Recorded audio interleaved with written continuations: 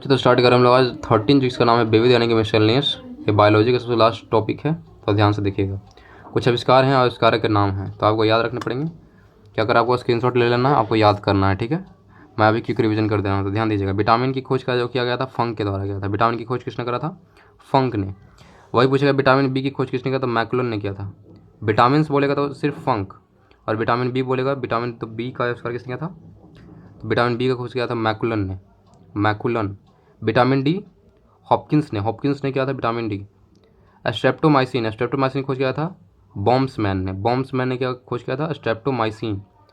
Homeopathy शुरुआत जो किया गया था, खोज किया गया था, वो हैनीमैन ने किया था। हैनीमैन ने इसका आविष्कार करा है। होम्योपैथी का आविष्कार किसने करा है? हैनीमैन। ओपन हार्ट सर्जरी का आविष्कार किसने किया था? ओपन हार्ट सर्जरी का आविष्कार क्या है? तो उनका नाम है वाल्टर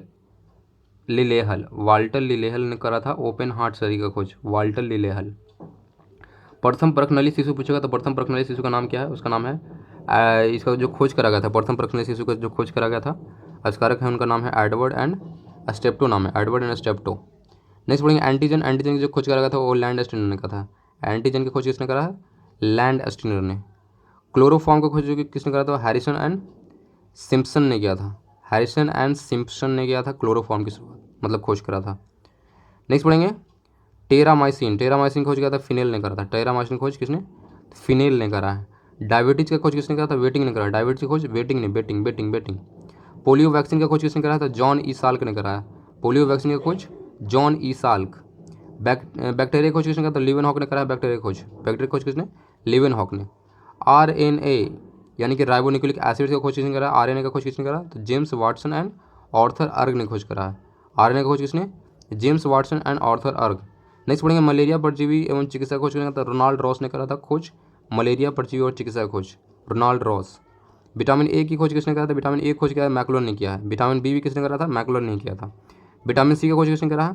तो विटामिन सी का खोज करा है होलकट ने करा है विटामिन सी का खोज।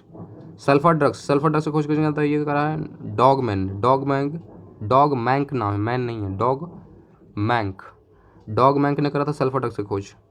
नेक्स्ट पढ़ेंगे हृदय प्रत्यारोपण यानी कि जो हार्ट ट्रांसप्लांट होता है, उसका खोज किया गया था क्रिश्चियन बर्नार्ड के द्वारा किया था। क्रिश्चियन बर्नार्ड ने खोज किया था हृदय प्रत्यारोपण खोज किया था।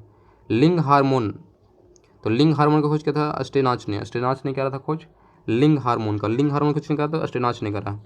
गर्भ निरोधक गोलियां जो खोज किया तो ये पिनकस ने करा। गर्भ निरोधक गोलियां खोज किसने करा है? पिनकस। इलेक्ट्रोकार्डियोग्राफ खोज किसने करा है? तो आइनोवन ने करा। आइनो वन ने करा है इलेक्ट्रोकार्डियोग्राफ के, आइनो-1। इंसुलिन का खोज पूछा था, इंसुलिन का खोज किसने करा था? बेटिंग ने करा है। बेटिंग ने इंसुलिन का खोज करा, और साथ में बेटिंग ने ही डायबिटीज का खोज करा था। डायबिटीज खोज किसने करा था? वेटिंग नहीं। और इंसुलिन का खोज किसने करा? तो वेटिंग नहीं। चेचक का टीका का खोज आविष्कार कौन करा है? तो चेचक का टीका आविष्कार है एडवर्ड जेनर चेचक का टीका का आविष्कारक है। नेक्स्ट पढ़ेंगे टीबी बैक्टीरिया खोजा रॉबर्ट कोच के द्वारा खोजा गया। रॉबर्ट कोच ने खोजा था टीबी बैक्टीरिया। नेक्स्ट पढ़ेंगे पेनिसिलिन का खोज किसने करा था? पेनिसिलिन करा अपने अलेक्जेंडर फ्लेमिंग ने करा। Penicillin Alexander Fleming. नेक्स्ट पढ़ने वाले हैं बीसीजी का खोज किसने करा था? यूरिन कालमेट ने करा था। यूरिन कालमेट ने करा था खोज किसका? बीसीजी का। नेक्स्ट पढ़ेंगे रक्त परिवर्तन यानी कि ब्लड ट्रांसप्लांट।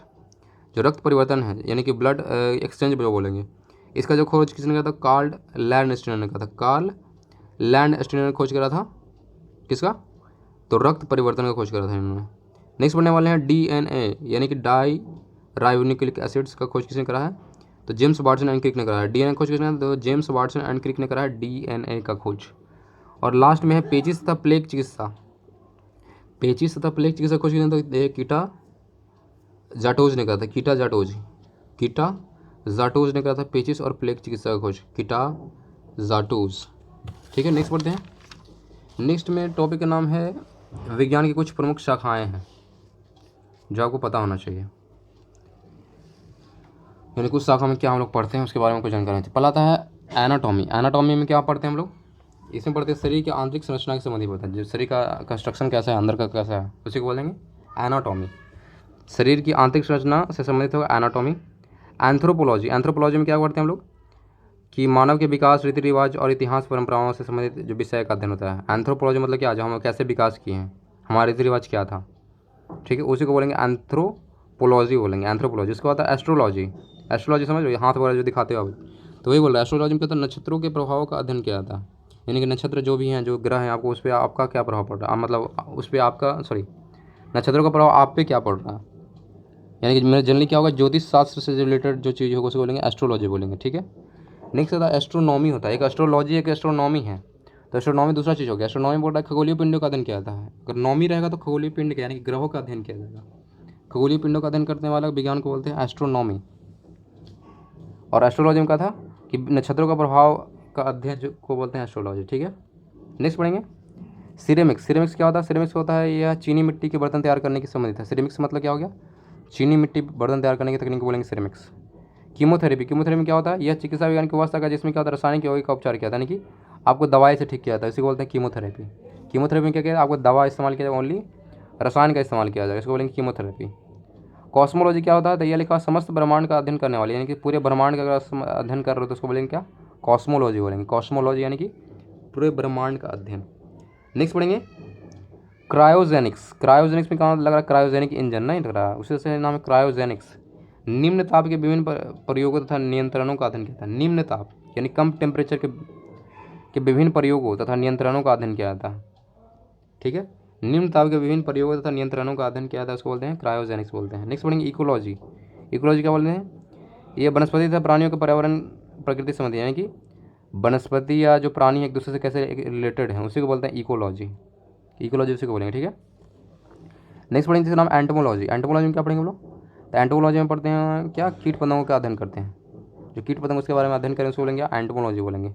एंटो मतलब समझ रहे हो, एंट मतलब चींटी, तो ये कीट पतंग का अध्ययन करेंगे। नेक्स्ट पढ़ेंगे एपिडीमियोलॉजी। एपिडीमियोलॉजी इसमें क्या पढ़ते हैं हम लोग, महामारी और उसके उपचार संबंधी, जैसे महामारी जैसे क्या था, कोरोना था, ये सब जब महामारी है उसके महामारी का अध्ययन करते हैं एपिडीमियोलॉजी के अंदर। एपिडीमियोलॉजी के अंदर क्या पढ़ते हैं, महामारी के उपचार के अध्ययन करते हैं, महामारी और उनके उपचार से संबंधित होता है, ठीक है। नेक्स्ट पढ़ते हैं एक्स बायोलॉजी। ये बायोलॉजी का एक्स है, ई एक्स है, ठीक है। तब एक्स बायोलॉजी क्या होता है, तो इसमें बोल रहा है पृथ्वी को छोड़कर अन्य ग्रहों एवं ग्रहों को जीवन संभावनाओं का अध्ययन करना। पृथ्वी पे तो हम लोग हैं ही, लेकिन पृथ्वी को छोड़कर बाहर हमको अध्ययन करना, बाहर की चीज़ों का अध्ययन करना, तो इसको बोलें एक्स बायोलॉजी। पृथ्वी को छोड़कर अन्य ग्रहों एवं उपग्रहों पर जीवन की संभावनाओं का अध्ययन क्या कहलाता है, एक्स बायोलॉजी कहलाता है। नेक्स्ट पढ़ेंगे जियोलॉजी। जियोलॉजी में क्या पढ़ते हैं हम लोग, भूगर्भ संबंधी अध्ययन करते हैं, यानी कि जो बनावट संरचना आदि का अध्ययन करते हैं, यानी कि जो हमारा धरती है उसके अंदर उस क्या बनावट है, क्या संरचना है, धरती के अंदर के भाग को अध्ययन को बोलेंगे, उसको बोलेंगे क्या, जियोलॉजी बोलेंगे। नेक्स्ट पढ़ेंगे जीरोंटोलॉजी। क्या होता है, जीरोंटोलॉजी में क्या पढ़ते हैं, वृद्धावस्था से संबंधित तथ्यों का अध्ययन इस भी कारण। वृद्धावस्था नहीं, जो कोई लोग बुढ़ा हो गया तो बुढ़ापा में उसके शरीर में क्या बदलाव होता है, क्या नेचर होता है, उसी को बोलते हैं जीरेंटोलॉजी। यानी कि वृद्धावस्था से संबंधित तथ्यों का अध्ययन इसी विज्ञान के द्वारा किया था, उसको बोलते हैं जीरेंटोलॉजी। नेक्स्ट बोलेंगे हॉर्टिकल्चर। क्या होता है, तो हॉर्टिकल्चर में फल फूल शाक से उगाना, बाग लगाने का अध्ययन किया जाता है, पुष्प पौधान का अध्ययन किया जाता है, यानी कि कैसे हम खेती करेंगे, कैसे फूल लगाएंगे, उसको बोलेंगे हॉर्टिकल्चर। जनरली बाग बगीचा लगाने के रूप बोलते हैं हॉर्टिकल्चर। नेक्स्ट पढ़ेंगे जिसका नाम है, इसका नाम है हाइड्रोपैथी। हाइड्रोपैथी में क्या होता है, इस विज्ञान में पढ़ते हैं पानी से रोगों की चिकित्सा होती है, यानी कि पानी का इस्तेमाल करते हैं रोग का इलाज करने के लिए। सोच लो, पानी से रोगों की चिकित्सा होती है, इसी को बोलते हैं हाइड्रोपैथी। हाइड्रोपैथी में क्या होगा, पानी का इस्तेमाल करेंगे बीमारी दूर करने के लिए। नेक्स्ट पढ़ेंगे हाइजीन। हाइजीन क्या होता है, हाइजीन देखो एक तरह का क्या है, एक से बायोलॉजी का पार्ट है ये सिंपल हाइजीन नहीं है। इसमें क्या होता है, स्वास्थ्य की देखभाल करने वाला या स्वास्थ्य का विज्ञान, यानी खुद का देखभाल आप करते हो तो उसको बोलते हैं हाइजीन बोला जाता है। नेक्स्ट पढ़ेंगे होलोग्राफी। क्या होता है, होलोग्राफी में क्या पढ़ते हैं हम लोग, तो होलोग्राफी में पढ़ते हैं यह लिखा हुआ है कि त्रिविमीय चित्र बनाने वाली एक विधि, यानी कि 3D जो होता है चित्र, उसी को बोलते हैं होलोग्राफी। एक विधि को ही बोलते हैं, यानी 3D प्रिंट जो पिक्चर बनाने की जो विधि होता है उसी को क्या बोलते हैं, होलोग्राफी बोलते हैं। अब नेक्स्ट पढ़ेंगे जिसका नाम है होरोलॉजी। होलोग्राफी के बाद क्या आता है, होरोलॉजी। तो होरोलॉजी का मतलब क्या होता है, होरोलॉजी मतलब यह समय मापने वाला विज्ञान, यानी कि अगर टाइम मेजरमेंट का जो विज्ञान होता है उसको क्या बोलते हैं, होरोलॉजी बोलते हैं। नेक्स्ट पढ़ेंगे मैमोग्राफी। मैमोग्राफी क्या होता है, तो मैमोग्राफी में याद रखना है ब्रेस्ट कैंसर की जांच करने वाली चिकित्सा विज्ञान की शाखा को बोलते हैं, क्या बोलते हैं, मैमोग्राफी। यानी कि जनरली स्त्रियों में जांच किया जाएगा, ओनली ब्रेस्ट कैंसर की जांच किया जाएगा, उसको क्या बोलेंगे, उसको बोलेंगे मैमोग्राफी बोलेंगे। नेक्स्ट पढ़ेंगे मेट्रियोलॉजी। क्या होता है, मेट्रियोलॉजी नहीं लगा कि आप किसी मेट्रियोलॉजी मतलब बाहर से कोई दूसरे देश से मतलब कुछ गिरा है, मतलब दूसरे मतलब ग्रह से कुछ आया है, तो ऐसा नहीं है। लेकिन मौसम की दशाओं में होने वाली क्रियाओं तथा परिवर्तनों का अध्ययन किया जाता है, कि मौसम की जो परिवर्तन है, चेंजेज जो है, उसी का पता लगाते हैं, तो उसी को बोलते हैं मेट्रियोलॉजी बोला जाता है। यानी कि मौसम परिवर्तन का अध्ययन जो होता है उसी को बोलते हैं मेट्रियोलॉजी। नेक्स्ट पढ़ने वाला इसका नाम है मार्फोलॉजी। मार्फोलॉजी में क्या होता है, पृथ्वी पर पाए जाने वाले प्राणियों तथा पौधे की संरचना, रूप, प्रकार आदि का अध्ययन किया जाता है, यानी कि पृथ्वी पर जितने भी पौधे हैं, जीव हैं, सबके संरचना है कैसा है, रूप क्या है, प्रकार क्या है, उसी को क्या बोलते हैं, मॉर्फोलॉजी। प्राणी और पौधा दोनों के लिए है ये, तो उसको क्या बोलेंगे, मॉर्फोलॉजी बोलेंगे। नेक्स्ट बोलते हैं न्यूरोलॉजी। न्यूरोलॉजी में क्या होता है, तो मानव शरीर की जो नाड़ियाँ हैं, तंत्रिकाएँ का अध्ययन जो होता है, जनरली तंत्रिका का अध्ययन कहलाएगा, और उसका उपचार भी किया जाएगा। कोई बीमारी है तंत्रिका तंत्र में तो उसका उपचार भी किया जाएगा, उसको क्या बोलते हैं, न्यूरोलॉजी। तंत्रिका तंत्र से रिलेटेड होगा जनरली, ठीक है। नेक्स्ट पढ़ेंगे ऑडो ऑडेंटोग्राफी। ऑडेंटोग्राफी में क्या होता है, ऑडेंटोग्राफी में मतलब दांतों का अध्ययन करने वाली चीज़ को बोलते हैं। ऑडेंटो मतलब क्या लग रहा है आपको, नहीं बोलते ओरल या ओडेंटो। ओडेंटो मतलब क्या हो जाएगा आपको, दांतों का अध्ययन। दांतों का अध्ययन का चिकित्सा विज्ञान का लगा, उसको बोलते हैं ऑडेंटोग्राफी बोलेंगे, ऑडेंटोग्राफी। दांतों का अध्ययन हो जाए इसमें, ठीक है। नेक्स्ट पढ़ने वाले हैं जिसका नाम है ऑप्टिक्स। ऑप्टिक्स में क्या पढ़ते हैं, जैसे प्रकाश के प्रकार एवं गुणों का अध्ययन करते हैं। प्रकाश के कितने प्रकार होते हैं, उसके क्या गुण होते हैं, उसका अध्ययन कहाँ करेंगे, ऑप्टिक्स के अंदर करेंगे। नेक्स्ट पढ़ते हैं ऑर्निथोलॉजी। क्या होता है ऑर्निथोलॉजी में, क्या होता है इस बारे में बच्चों के संबंधित अध्ययन, ऑर्निथोलॉजी है।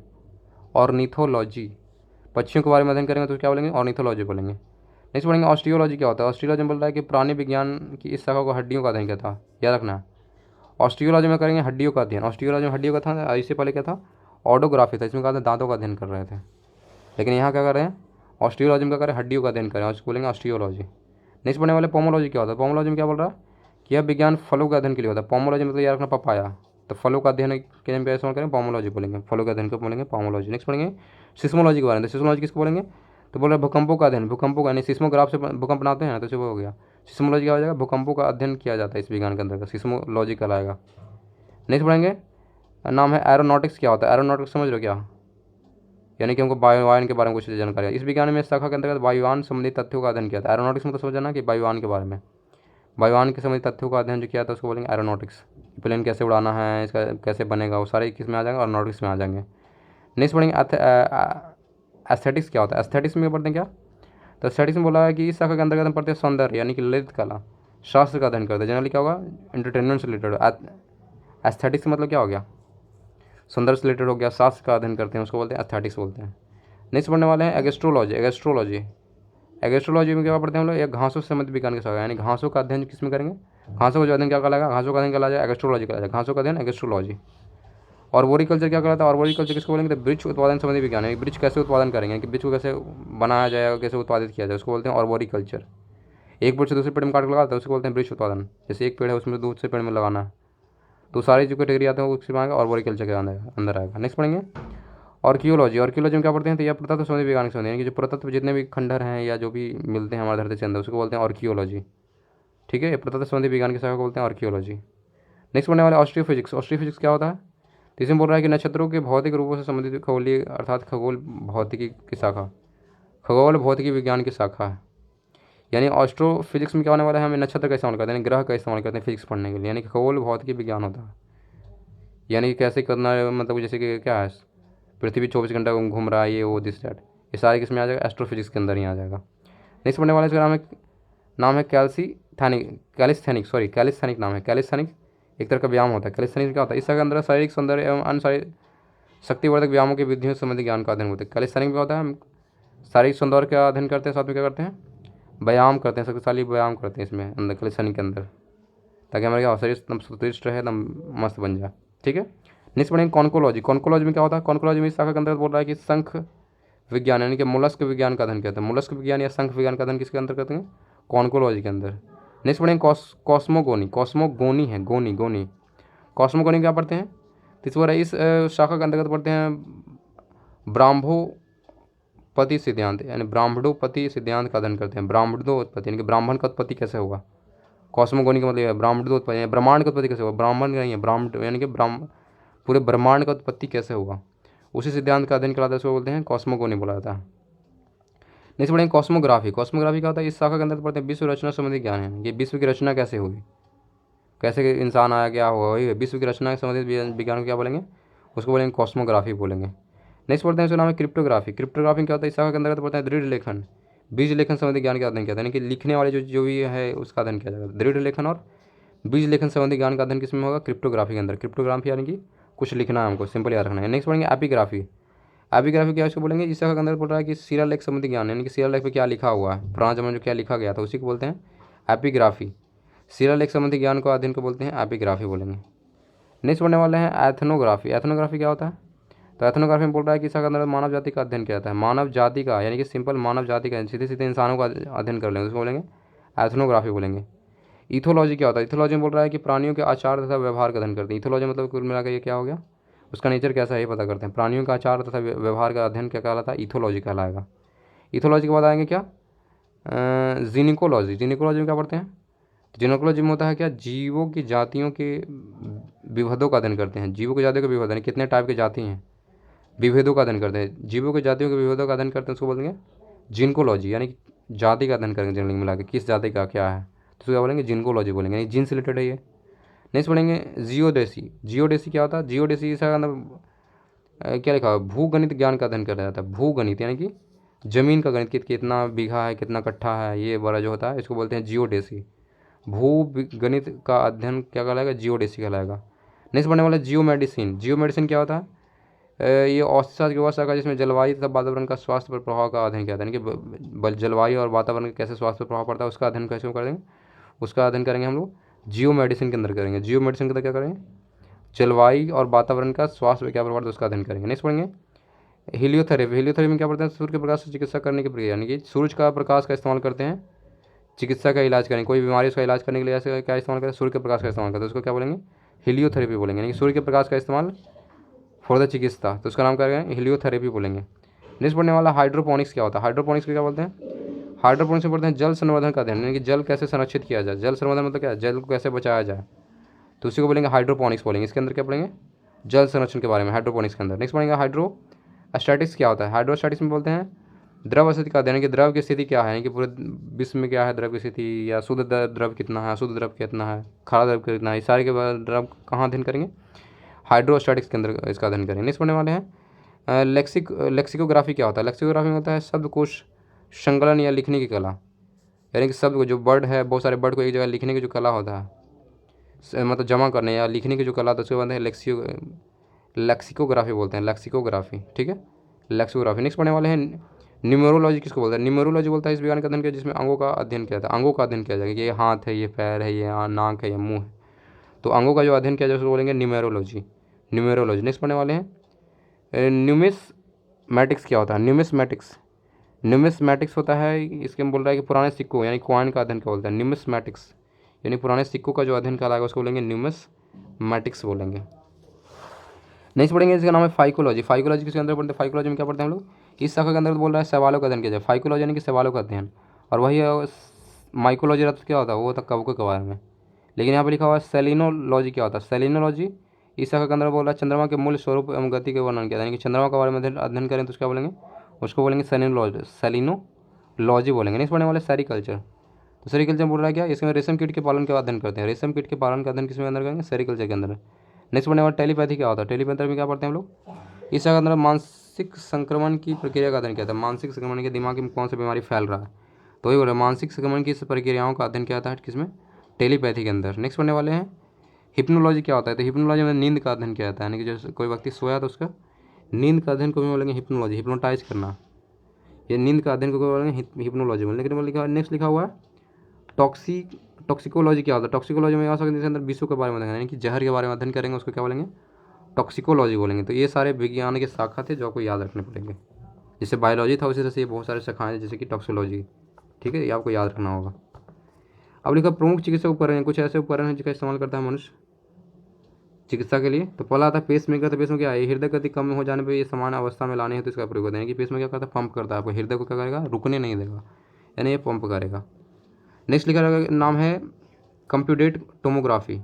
कंप्यूटेड टोमोग्राफी क्या होता है? तो बोल रहा है संपूर्ण शरीर की किसी असमान या विकृति का पता लगाने हैं तो इसका प्रयोग किया जाता है। ओके, कम्यूटेड टोमोग्राफी स्कैन, यानी सी टी स्कैन इसको बोलते हैं। कम्यूटेड टोमोग्राफी स्कैन यानी कि सी टी स्कैन, ये क्या करता है? पूरे शरीर का अध्ययन करता है, कोई विकृति है तो इसको बता देगा आपको, उसी बोलते हैं सी टी स्कैन। नेक्स्ट पढ़ने वाले हैं इलेक्ट्रोडोकार्डियोग्राफ क्या होता है? इलेक्ट्रोडोकार्डियोग्राफ हृदय संबंधी असमानताओं का पता लगाने के लिए, हृदय संबंधी असमानताओं का पता लगाने के लिए इस्तेमाल करते हैं इलेक्ट्रोकार्डियोग्राफ। इलेक्ट्रोकार्डियो मतलब क्या? कार्डियो मतलब याद रखना दिल, तो हृदय संबंधी जो असमानताओं को पता लगाने के लिए इस्तेमाल करते हैं इलेक्ट्रोकार्डियोग्राफ का। नेक्स्ट याद रखना ऑटो एनालाइजर। ऑटो एनालाइजर क्या करता है? ग्लूकोज, यूरिया, कोलेस्ट्रॉल आदि की जांच करता है कि आपको शरीर में कितना ग्लूकोज है, यूरिया क्या है, कोलेस्ट्रॉल क्या है, इसको बोलेंगे ऑटो एनालाइजर बोलेंगे। नेक्स्ट पढ़ने वाले हैं इलेक्ट्रोड इंसेफेलोग्राफ। ओके, इलेक्ट्रो इंसेफेलोग्राफ, इलेक्ट्रोएंसेफेलोग्राफ, इसमें क्या होता है, इसे मस्तिष्क की विकृतियों का पता लगाने के लिए इस्तेमाल करते हैं। इलेक्ट्रोएंसेफेलोग्राफ, अगर दिमाग में कोई आपको लोचा है तो उसका पता कैसे करेंगे, इलेक्ट्रोएंसेफेलोग्राफ से करेंगे। नेक्स्ट पढ़ने वाले हैं जो लास्ट है, इसमें लिखा हुआ है MRI। MRI से क्या पता करता है, यह है मैग्नेटिक रेजोनेंस इमेजिंग होता है। MRI का फुल फॉर्म पूछा तो याद रखना है, मैग्नेटिक रेजोनेंस इमेजिंग बोलते हैं इसको, मैग्नेटिक रेजोनेंस इमेजिंग। इसमें क्या होगा, शरीर में असमान विकृति का पूर्णतः सही यानी कि एक्सटर्नल एक्यूर का पता लगाता है। शरीर में असमानता या विकृति का पूर्णतः सही पता लगाया था, यानी कि आपके शरीर में कौन सा दिक्कत है, अगर क्या दिक्कत है उसका पता किससे करते हैं, MRI से पता करते हैं हम लोग। ठीक है, अब महत्वपूर्ण जानकारी जो उसे पता होना चाहिए, जो कि बायोलॉजी पढ़ रहे हैं तो आपको तो पता होना ही चाहिए। वो सबसे बड़ा अगर जीवित पक्षी पूछेगा तो आपको पता होना चाहिए कौन है, तो शतुरमुर्ग सबसे बड़ा जीवित पक्षी शतुरमुर्ग। सबसे बड़ा कपी पूछेगा तो कपी जो हो जाएगा गोरिल्ला हो जाएगा, सबसे बड़ा कपी बोलेगा तो गोरिल्ला। सबसे छोटा स्तनी अगर बोलेगा, सबसे छोटा स्तनी है जिसके पास स्तन हो तो क्या है, छछूंदर। छछूंदर क्या होता है, स्तन होता है, तो सबसे छोटा स्तनी क्या होगा, छछूंदर। अंड जरायुज स्तनी, एक सेकेंड, अंड जरायुज स्तनी यानी कि जो वो जो कि अंडा देता है, स्तनी है लेकिन क्या कर रहा है, अंडा दे रहा है, तो उसका नाम क्या है, कंगारू। कंगारू क्या करता है, अंड जरायुज यानी कि बच्चा देगा लेकिन वो पेट के अंदर ही रहेगा, इसलिए नाम क्या है, अंड जरायुज स्तनी इसको बोलते हैं, कंगारू को। सबसे व्यस्त मानव अंग क्या है, तो हृदय, सबको पता होना चाहिए। सबसे बड़ा जीवित अगर सरीसृप पूछा तो याद रखना उसका नाम है टर्टल। टर्टल यानी कछुआ। कछुआ सबसे बड़ा सरीसृप माना जाता है, सांप से भी बड़ा होता है, काफ़ी बड़ा होता है कछुआ, जो कि समुद्री कछुआ जनरली आपको याद रखना है। सबसे तेज उड़ने वाला पक्षी का नाम पूछेगा तो उसका नाम है कटिपुज। कटिपुज जो पक्षी है इसको बोलते हैं स्थानीय टेल्ड स्विफ्ट बोला जाता है, टेल्ड स्विफ्ट भी बोलते हैं, स्थानीय जो भाषा में इसको क्या बोलते हैं, टेल्ड स्विफ्ट बोला जाता है, लेकिन इसको अगर हिंदी में बोलते हैं तो नाम कटिपुज पक्षी जो सबसे तेज उड़ता है, या टेल्ड स्विफ्ट बोलेंगे। सबसे तेज दौड़ने वाला अगर जंतु पूछो तो सबसे तेज जो दौड़ने वाला जंतु है उसका नाम है चीता। ये घोड़ा और शेर कुछ नहीं है, बल्कि चीता सबसे तेज दौड़ने वाला जानवर है। सबसे बड़ा अगर सांप पूछेगा तो उसका नाम है पाइथन। सबसे बड़ा सर्प का नाम क्या है, पाइथन। सबसे छोटा अगर पक्षी पूछे तो उसका नाम क्या है, हमिंग बर्ड है। हमिंग बर्ड सबसे छोटा पक्षी होगा। और सबसे बड़ा अंडा अगर किसी अंडा देने वाला पक्षी होगा तो उसका नाम क्या है, शतुरमुर्ग है। सबसे बड़ा अंडा किसका होता है, तो शतुरमुर्ग का सबसे बड़ा अंडा होता है। नेक्स्ट पढ़ेंगे सबसे ऊंचा स्तनी कौन है, तो सबसे ऊंचा स्तनी मतलब हाइट सबसे ज़्यादा होना चाहिए, सबसे ज़्यादा हाइट किसका होगा, जिराफ का होगा, जो कि अफ्रीका का जो जिराफ है उसका। सबसे बड़ा और भारी स्तनी पूछेगा, सबसे बड़ा भी है और भारी स्तनी है स्तनी, तो उसका नाम है नीली हवेल। बड़ा है और सबसे भारी स्तनी इसको बोलेंगे नीली हवेल को। सबसे बड़ा अगर स्थलीय स्तनी बोलेंगे तो उसका नाम अफ्रीकी हाथी, जो स्थल के ऊपर रहता है यानी कि पानी में नहीं रहता, तो उसका नाम रखना अफ्रीकी हाथी को बोला जाता है सबसे बड़ा स्थलीय स्तनी। नेक्स्ट लिखो अंड प्रजक स्तनी कौन है, जो कि अंडा देता है, अंड प्रजक यानी कि अंडा देने वाला स्तनी का नाम क्या है, तो उसका नाम है एकिडना और duck platypus. Duck platypus, platypus okay. Echidna और डक बिप्लेटिप्स ये दो हैं जो कि अंड प्रजक स्तनी है। तो फिर से पढ़ लेने के बाद ध्यान दीजिएगा, सबसे बड़ा जीवित अगर पक्षी पूछे तो शतुरमुर्ग, सबसे बड़ा कपी होगा गोरिल्ला हो जाएगा, सबसे छोटा स्तनी हो जाएगा छुछुंदर हो जाएगा। अंड जरायुज स्तनी जो है कंगारू है। सबसे व्यस्त मानव अंग जो है हृदय। सबसे बड़ा जीवित सरीसृप होगा टर्टल यानी कछुआ, जो कि समुद्र में रहता है। सबसे तेज उड़ने वाला जो पक्षी पूछा तो उसका नाम है कटिपुज पक्षी, जो कि उसको बोलते हैं टेल्ड स्विफ्ट बोला जाता है। सबसे तेज दौड़ने वाला अगर जंतु पूछेगा तो इसका नाम है चीता। सबसे बड़ा अगर सांप पूछेगा तो याद रखना पाइथन, सर्प पाइथन होता है। सबसे बड़ा सांप पूछेगा तो यार उसका नाम क्या है, पाइथन। सबसे छोटा अगर पक्षी पूछेगा तो नाम है हमिंग बर्ड। सबसे बड़ा अंडा अगर पूछे तो शतुरमुर्ग का होता है। सबसे ऊंचा अगर स्तनी पूछेगा तो नाम है जिराफ, जो कि अफ्रीका में रहता है। सबसे बड़ा अगर भारी स्तनी पूछे तो नीली हवेली। सबसे बड़ा स्थलीय स्तनी पूछे जो स्थल पर रहता है तो है हाथी, अफ्रीकी हाथी। नेक्स्ट पढ़ेंगे अंड प्रजक स्तनी यानी कि जो अंडा देने वाला, तो उसका नाम है एकिडना, जिसको बोलते हैं एकिड, दो है एकिडना और डक बिप्लेटिप्स, जो क्या करता है स्तनी है लेकिन अंडा देता है। कुछ महत्वपूर्ण तथ्य है जो कि आपको पता होना चाहिए, कुछ पॉइंट्स जो कि पता होना चाहिए लास्ट में ध्यान दीजिएगा। लिखा हुआ स्वप्नों को अध्ययन को क्या बोलते हैं, ऑनिरोलॉजी बोलते हैं, यानी कि जो सपना आ रहा है उसका अध्ययन को क्या बोलेंगे, ऑनिरोलॉजी बोलते हैं। मनुष्य के सौंदर्य के अध्ययन को बोलते हैं जैसे कितना सुंदर आप हैं उसको क्या बोलेंगे, उसको बोलेंगे कैलोलॉजी, कैलोलॉजी बोलेंगे, कैलोलॉजी बोलते हैं। मनुष्य के सौंदर्य के अध्ययन को बोले क्या, कैलोलॉजी बोलेंगे। जीवन की उत्पत्ति के समय जो ऑक्सीजन नहीं था, याद रखना जब जीवन की उत्पत्ति हुआ था उस समय ऑक्सीजन बिल्कुल भी नहीं था। शरीर में सबसे दृढ़ जो है मजबूत तत्व वगैरह है तो वह दांत का सबसे जो एनामल भाग होता है, कैल्शियम फॉस्फेट जिसको बोलते हैं। जो दांत का सबसे ऊपरी भाग होता है क्या बोलते हैं, एनामल बोलते हैं उसको, अंग्रेजी में मतलब रासायनिक फॉर्म में क्या बोलेंगे, कैल्शियम फॉस्फेट बोलेंगे। ठीक है, जो सबसे हार्ड पार्ट होता है पूरे शरीर का। नेक्स्ट बड़े मनुष्य का जो लिंग निर्धारण है पुरुष के क्रोमोसोम पर निर्भर करता है, यानी कि लेडीज़ पर निर्भर नहीं करता है, याद रखना है पुरुष पर निर्भर करेगा, पुरुष के क्रोमोसोम पर निर्भर करेगा कि बच्चा लड़का होगा या लड़की होगा। ठीक है, नेक्स्ट पॉइंट याद रखने वाली बात है कि सबसे तेज जो है तंत्रिका आवेग जो है कितना होता है, तो जो तंत्रिका तंत्र उसका आवेग कितना होता है, तो 532 किलोमीटर पर घंटा था। सोच लो सबसे तेज तंत्रिका आवेग कितना है, 532 किलोमीटर पर घंटा। मनुष्य के फेफड़ों का आंतरिक जो क्षेत्रफल होता है कितना होता है, तो याद रखना जो क्षेत्रफल अगर पूछेगा फेफड़ों का तो याद रखना 93 वर्ग मीटर होता है, यानी कि 93 मीटर स्क्वायर होता है। जो शरीर के बाह्य क्षेत्रफल का कितना 40 गुना होता है, सोच लो बाह्य क्षेत्रफल का 40 गुना होता है। फेफड़े का जो आंतरिक क्षेत्रफल होता है शरीर के बाह्य क्षेत्रफल का कितना 40 गुना होता है। नेक्स्ट पढ़ेंगे। नेक्स्ट लिखा हुआ है क्या कि शरीर के भीतर प्रति सेकंड लगभग 150 लाख कोशिकाएं नष्ट, याद रखना है प्रति सेकंड, एक सेकंड में कितना कोशिकाएं नष्ट हुआ है, 150 लाख कोशिकाएं हमारे शरीर के अंदर डेली, मतलब हर एक सेकंड नष्ट हो रहा है। सोच लो शरीर के भीतर प्रति सेकंड 150 लाख कोशिकाएं नष्ट होती है, और इतना ही क्या होगा बनेगा भी। शरीर में गर्भाशय का भार जो होता है, कभी संतान जन्म न दिया हो तो 50 ग्राम का होता है। जो गर्भाशय में जो बेबी का जो वेट होगा स्टार्टिंग में, अगर उन्होंने कभी संतान का जन्म नहीं, बच्चा का जन्म नहीं दिया तो उनका जो स्टार्टिंग फेज में होगा वो जो गर्भाशय का जो वेट होगा 50 ग्राम होगा। संतान को जन्म देने के बाद शरीर के गर्भाशय का भार 100 ग्राम आता है। जैसे ही बच्चे को जन्म दे देगा तो क्या हो जाएगा, गर्भाशय का भार बढ़ जाएगा, अपने आप से क्या हो जाएगा, वेट बढ़ जाएगा, 100 ग्राम हो जाएगा। पहले 50 ग्राम था, अब बच्चा देने के बाद क्या हो जाएगा, 100 ग्राम हो जाएगा। इसलिए कहा था कि जो बच्चा देने के बाद क्या होता है, स्त्रियों का पेट बड़ा हो जाता है। गुर्दे का भार लगभग कितना 140 ग्राम होता है। गुर्दे यानी समझ रहे हो, दिल मेरा जिगरा गुर्दा सब वही, तो याद रखना गुर्दा का भार कितना होता है, गुर्दा का भार 140 ग्राम होता है। यानी किडनी, गुर्दा दे देंगे किडनी दे देंगे, 140 ग्राम होता है, समझ रखना। लिख रहा है क्या कि एक बार में अंदर सांस लेने के समय व्यस्क लगभग 500 मिलीलीटर हवा, यानी कि लगभग आधा लीटर हम लोग क्या करते हैं, हवा अंदर लेते हैं। जब एक बार सांस लेते हैं तो आधा लीटर हवा के अपने अंदर लेते हैं। हृदय की जो रक्त पंप करने की क्षमता से 4.5 लीटर पर मिनट होता है, यानी जो हृदय रक्त को पंप करता है तो लगभग 1 मिनट में कितना लीटर पंप कर सकता है, तो 4.5 लीटर वो रक्त को पंप कर सकता है। याद रखना 4.5 लीटर प्रति मिनट।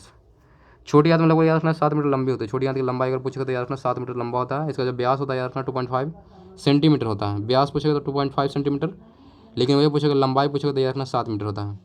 शरीर के भीतर जो रक्त परिवहन के ब्लड जो सर्कुलेशन होता है लगभग 23 सेकंड के समय लगता है। यानी कि एक जगह से अगर ब्लड शुरू हुआ तो वापस उसी जगह पे आने के पूरे ब्लड सर्कुलेशन होने के लिए जो शरीर के अंदर लगता है कितना समय, तो 23 सेकंड में पूरा ब्लड एक राउंड मार लेता है। सोच लो 23 सेकंड लगता है, 23 सेकंड में पूरा रक्त पहुंच जाएगा दूसरी जगह। ठीक है, नेक्स्ट पढ़ेंगे पेनिसिलिन नामक जो प्रतिजैविक है, पेनिसिलिन नामक कवक से प्राप्त होता है। जो पेनिसिलिन बनता है वो किससे बनता है, तो बनता है पेनिसिलियम नामक कवक से बनता है।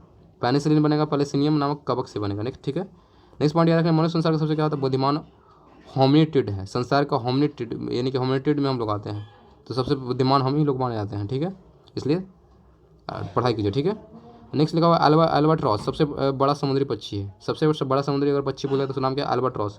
ये आपने गाना में सुना होगा, अल्बाट्रॉस अल्बाट्रॉस का गाना सुना आपने। तो अल्बाट्रॉस क्या है, सबसे बड़ा समुद्री पक्षी है जिसका पंख का फैलाव लगभग 10 से 12 फीट होता है। अगर पंख फैलागा तो कितना फीट का फैलागा, 10 लेकर 12 फीट। याद रखना अल्बाट्रॉस सबसे बड़ा समुद्री पक्षी अल्बाट्रॉस। नेक्स्ट याद रखना मनुष्य के शरीर में लगभग 50 लाख बाल होते हैं। कितने लाख बाल होते हैं, तो पूरे शरीर में अगर बाल बचे तो याद रखना 50 लाख बाल होंगे।